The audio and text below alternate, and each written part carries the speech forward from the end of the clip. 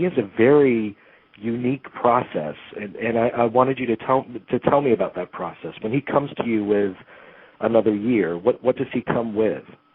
He comes with nothing, believe it or not. He literally says, do you want to be in my film? And the answer is yes or no, because although he might have ideas and notions and themes that he wants to deal with in the film, he doesn't have a story or a script, and he certainly doesn't have any characters, because that's what he does with us individually when we start. We spend, well, in the case of Another Year, we spent 18 weeks before we started shooting, literally working one-to-one, creating the characters over a very extensive period of time, and then eventually meeting other characters that your character would know, and then eventually doing some improvisations that finally will be honed down and dramatized and pinned down in terms of dialogue, and will become the film. I mean, we don't ever improvise on camera, but we do a lot of improvisation to get to the point where there is a kind of dramatic narrative to the film.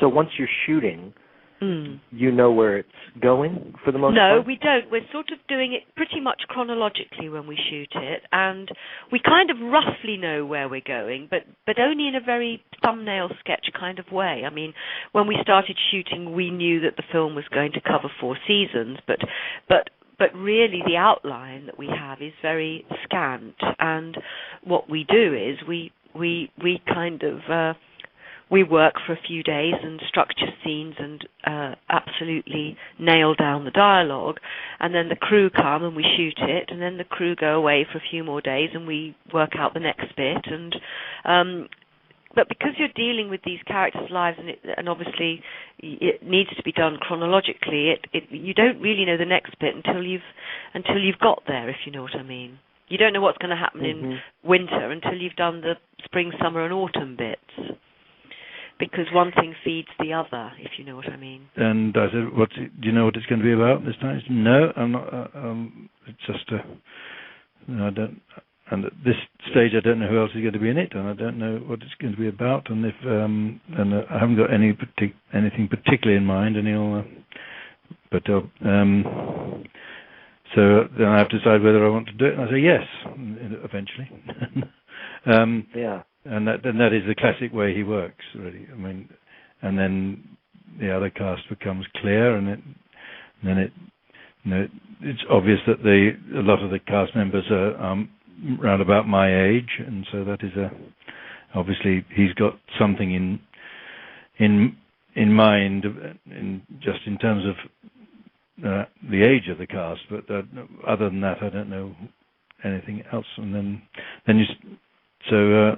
I don't know what I'm going to be playing, who I'm going to be married to in the film, or who related to, or anything. So, and then it just develops from there, from a blank sheet of paper. It sounds like the ultimate freedom as an actor, because you're able to craft whatever kind of character that you want. No, he oversees it all. It's a very sort of structured way of working, and he oversees every aspect of it, development of each character, meticulously.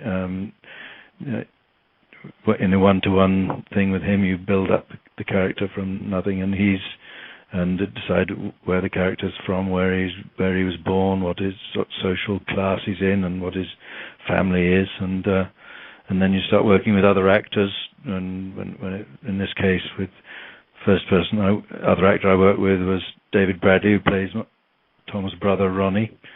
So we started building up their shared history. So it's a very precise and painstaking way of working, and it's 5 months of developing your character and the character's friends and relations and relationships. 5 months before you see a camera. So that is a very painstaking and very structured way of working. So it's not ultimate freedom as such. You don't just get up and improvise and play around. It's you meticulously build up the character and research the character and discuss with the other actors as appropriately what their shared history is, and until you build up a whole fictional world, really. It's very liberating if you like improvising and you love all that freedom of creating a character, and it's very involving. I mean, he absolutely needs you. He can't do it without you, and you know that you're going to go on this journey, that he's going to ask you to play somebody that's not like you and not like anything you've done with him before, and you're going to be called upon to be very involved and very creative, and it's great to be such a major part of something. It's not just the usual case of, a script turns up, you read it, you say yes, you'll do it, and you learn the lines and you go there, and you pretty much have to get it together by yourself and do it. This way of working, it's very, very collaborative, and he absolutely needs the actors to work with him. And from a cinematic point of view, he seems to be very patient. I mean, he lets the scenes play out, so it feels like the closest you can get to the feeling of theater on film in a way. Yes, I think quite a few people say that. I mean, I love the way he shoots things. I love some of the shots that he does with his Dick Pope, his cinematographer.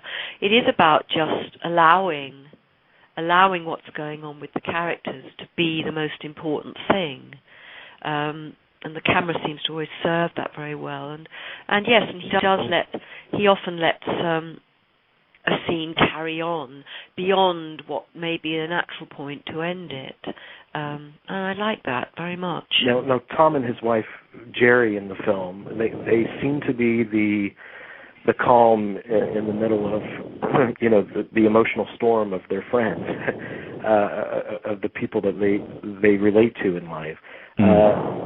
What do you kind of attribute that to? Do you think luck plays a major part in determining that kind of relationship? Or, yeah, I think they're both lucky. They're both they've both been, I think, genetically lucky. They're both intelligent and balanced and have a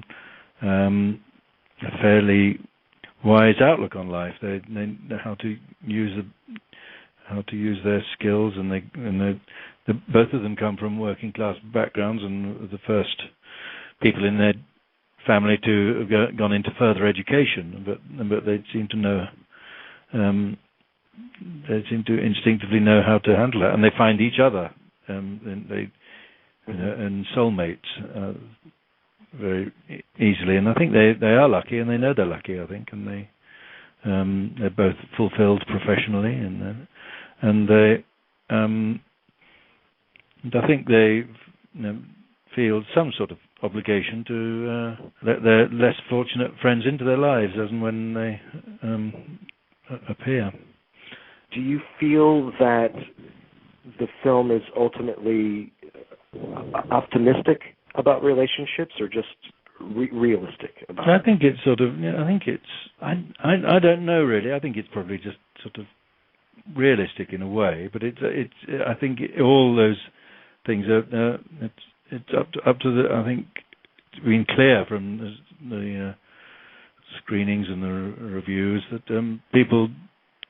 The audience take very varied reactions to it, and I mean, and to the characters. I've had people say to me that they think Tom and Jerry are wonderful, and they'd like them to be their friends, and I've had other people say that find Tom and Jerry self-satisfied and smug and somewhat insular, or and I think that's all equally valid.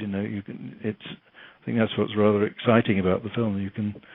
The audience takes from it what a very particular, their own particular reactions, which is all equally valid. As with our friends, we're often you see people and say, I don't trust that guy, and my wife will say, what do you mean? He's wonderful. We have different opinions, and I think that's the whole. With the whole film, it's like that. I think it could be seen as optimistic and could be seen as rather bleak and pessimistic.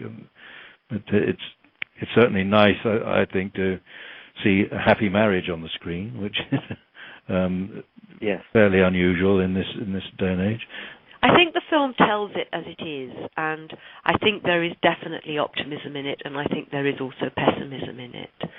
I think that it's a film that people could watch and maybe change their lives a bit, brace themselves and change their lives to perhaps avoid being what they might see in some of the characters in the film. And I think that there might be some people that view it and feel envious, and there's so much to take from it. There really is so much to take from it. Mary, your character in the piece, it seems, I mean, she's kind of like an open wound of yes. a character. And yes. What's it like being in that place for that period of time? Well, it's fine, actually, because I'm not one of those people who gets hung up or takes it home with me. You know, I mean, obviously, I'm not saying she was easy to play, and I'm not saying it wasn't demanding, and I'm not saying that I didn't have to go to some pretty deep emotional depths to play her, but I do have the ability to kind of, you know, brush it off at the end of the day and go home and have a nice time. So, and I think that's part of the discipline that Mike encourages, because I think by the time you've been creating a character for 18 weeks or so, and then you start to shoot it for like another 11 or 12 weeks, you're very used to the discipline of kind of going in character and coming out of character. You get very adept at it, and but I think I'm just one of those actors who doesn't carry characters around in that way. I mean, obviously, I'm always, when I'm creating somebody, I'm always thinking about them and, you know, how they might be about certain situations or whatever, but I don't emotionally take it home with me. So I didn't go through a particularly depressed time when I was playing Mary at all. There's a scene in the film, a long scene that you have with Tom's older brother. Oh yes, yes. And it's one of my favorite moments in the film, and I'm wondering if you could talk about your approach to it, because for me it works on several different levels.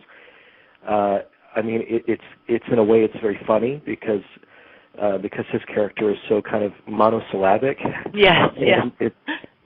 It makes it uncomfortable as well, but also very heartbreaking because yes. Mary is clearly so starved for companionship and some kind of connection to someone. That's right.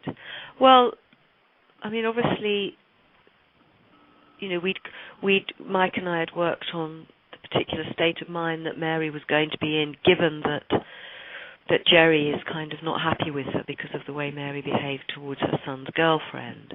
So that sort of sets up that there's this kind of there's a slightly frozen atmosphere between Jerry and Mary, which of course gives Mary a lot of grief because Jerry is a big thing in Mary's life and she feels quite maternally towards her. So that established, and then you put on top of that this, you know, her car's gone wrong and it's been towed away, and she's drunk this bottle of champagne on her own all night. She's just had a terrible, terrible night, and she's got up, no makeup, no hair, tracksuit bottoms on, and gone round to Tom and Jerry to sort of try and say, you know, whatever she's going round to try and say, but to make things better. And she gets there, and Tom and Jerry are not there, and this person who she doesn't know is there. And obviously, and when we did the initial improvisation for that scene, obviously I had no idea that the door was going to be answered by David Bradley's character. So, having put Mary in this really stripped down version of herself, where quite clearly, as soon as you see her, you know that she's in a state. The scene kind of, you know, rather wonderfully, the first time we improvised it, went off instinctively to this place where these two lonely souls kind of came together, and you know, had, oddly enough, you know, somebody that Mary didn't know at all, this virtual stranger, she sort of manages to talk to in a way that you haven't seen her able to talk to anybody else in the film. And she really does offer the hand of friendship to Ronnie. It's certainly not, I mean, some people have said, oh, do we think they're going to try and get together? No, it's nothing like that at all. It's just, she sees that he's lonely, that he's just lost his wife, and, she sees this other lonely soul and just tries to reach out for it a bit, meanwhile getting some kind of solace for her own particular situation. But I agree with you. I think it's a really touching, very poignant, touching scene, and which has, amidst all of the pain of it, there are some real, very, very funny moments. I mean, not least of all later on when she's lying down on the sofa and she says, it's so nice to have somebody to talk to, and it cuts to a shot of him sort of sitting there pretty gormless and speechless, and, it's the irony of it. It's just so beautifully observed, For Mary, because if you contrast that with Tom and Jerry in the film, who are obviously a very comfortable, confident, happy couple. Yes. Why do you think Mary's been plagued with loneliness in her life? Is she not receptive to that kind of relationship, do you think? Well, I think that, I mean, for me, what the film is saying is that that kind of stuff in life is quite random, that you can have it or not have it. And, Mary has, lots of stuff has happened to Mary that you the viewer never get to know about. I mean, she's had a terrible childhood. She was abandoned by her father, never knew her father. Then her mother eventually abandoned her. She had a terrible time at school, didn't make friends easily. She had a catalogue of disastrous, abusive relationships. Life has just handed her a very, very bad deal. But I think you might disagree, but I think the film is sort of saying that there's not a lot not a lot you can do to shift that. I mean, Mary is not a bad person. She's at times misguided, and at times she behaves inappropriately, and at times she's a bit too much to handle, but she's not a bad person. But she's had a very, very hard life, and she's had love given to her and then cruelly taken away from her, and it's left her very bruised and bitter. Whereas Jerry and Tom, they've had none of those struggles in their life. They met at university, they've been in love, and they've been soulmates ever since then. They are going to go to their graves knowing that they had somebody in their life that meant everything to them. And Mary, and indeed Ken, Mary and Ken are the complete reverse of that. And, how many times do you meet people or know people or maybe feel it about yourself that you think, I've been unlucky because of this. And, I think luck does sort of come into it, but it's a cruel blow to have to swallow that, you somehow or other your life just never seems to quite be what you want it to be. And the major comment that I get about Mary is that people say to me is, oh my God, we all know somebody like Mary, or we know somebody with aspects of Mary, and a lot of people have said to me, I feel that I'm a bit like Mary, or I've been like Mary at certain points of my life.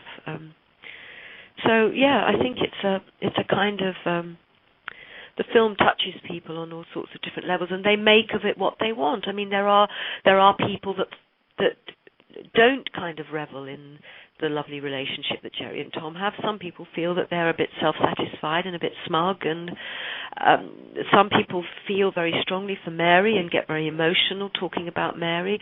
Some people feel she's irritating and is her own worst enemy, and I think that's good to have that people having that those diverse opinions about the film is good, because yes, the film is British, but it's not a kind of social documentary. It is by default British because it's made by Mike Leigh and we're all British in it, but the film is dealing with heart and soul and what makes people tick.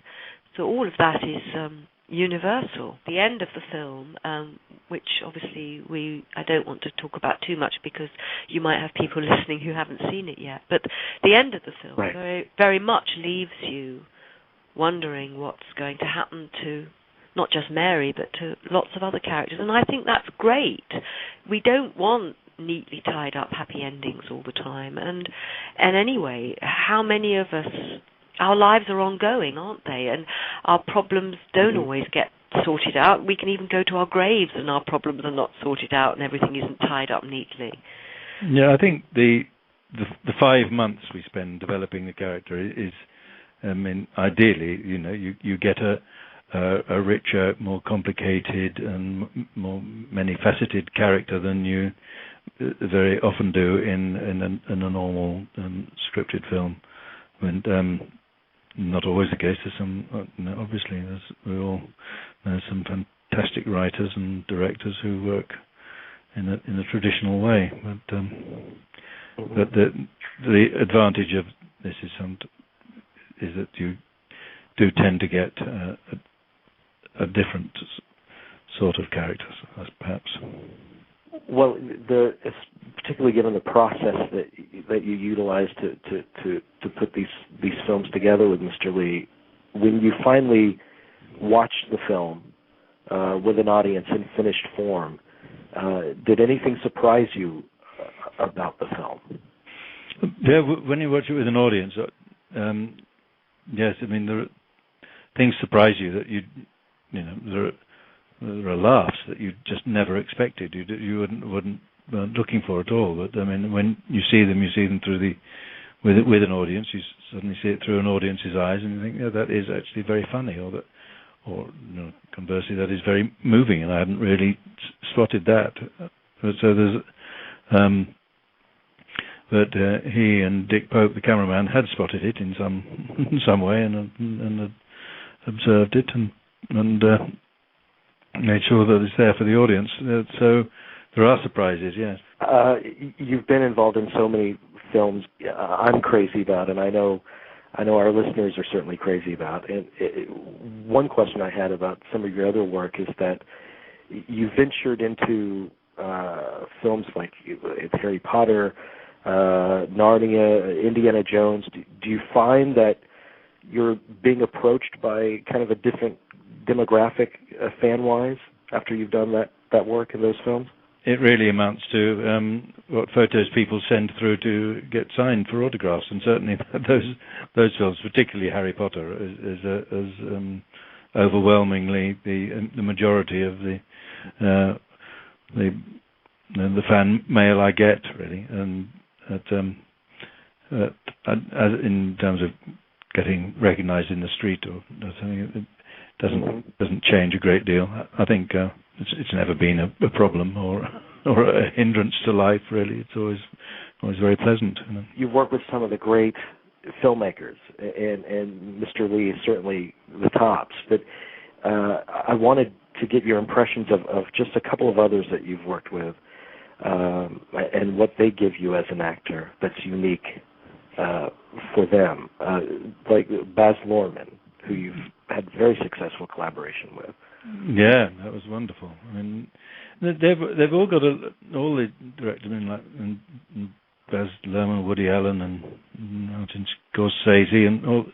I mean, they've all got a huge amount in common in that they care enormously about their work, and Baz was a particular example of that, and he really did have a huge vision for Moulin Rouge, which he was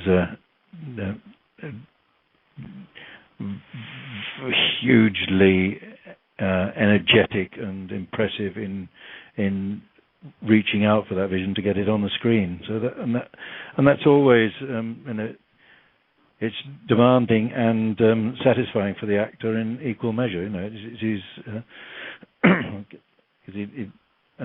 You're very relieved, and then when directors don't settle for second best, but it doesn't make it any easier for us particularly. But that's what you always look for, really, somebody who's really going to push the envelope, as it were. And in that film, it's such a unique tone in that film and a special energy. When I watched Moulin Rouge, obviously, and I've seen it many times now, it's one of my favorites, I was drawn to it because I'd never seen that movie before. Are you surprised when you saw that film? I mean, did you know that that's what you were a part of, that the tone and the energy of it? It felt like that very much when we were doing it, because certainly, I mean, Baz was pushing me to, to be bigger and bolder and braver and louder and more extrovert and all the way. And then I think halfway through shooting, I think Christmas came and we had a break, and we were shown a sort of 20-minute edited sequence of the work so far. So which was a brilliant thing to do, because that was then we very much knew the style of the piece that he was working on, and we were all working on. So by seeing the final result, which was wonderful, but we had been sort of had indications of which way it was going beforehand. But it was, you're right. There is an extraordinary energy and originality. I think it was. Very much, yeah. I think it was rather overlooked somehow. I don't know quite how it got overlooked in the awards season the way it did. I think it should have been much more lauded. My last question for you, because you've been performing for a while, and you've had so many tremendous experiences with great collaborators and great films. Does acting mean something different to you now in this stage of your career than it did when you were starting? Yeah, inevitably a bit, because you've got the experience of doing all sorts of different things, and I never like to repeat myself, so I'm always looking for new experiences, and then it gets harder in many ways to find things I haven't done before, but it's still the initial impetus of wanting to act is the same, and the journey in trying to make whatever it is sound real and natural and engage an audience is exactly as it ever was.